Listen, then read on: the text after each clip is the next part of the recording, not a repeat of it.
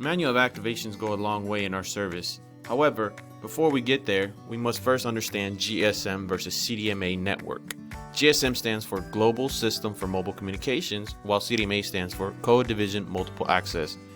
GSM networks have cells corresponding network towers which serve the mobile phones in that cellular area.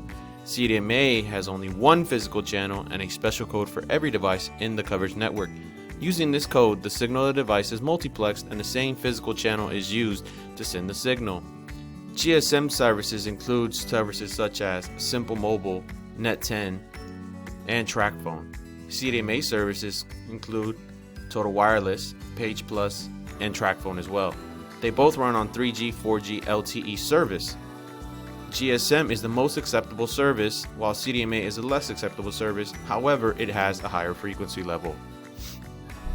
In order to properly activate any of these, you must first dictate if your phone is a GSM phone or a CDMA device.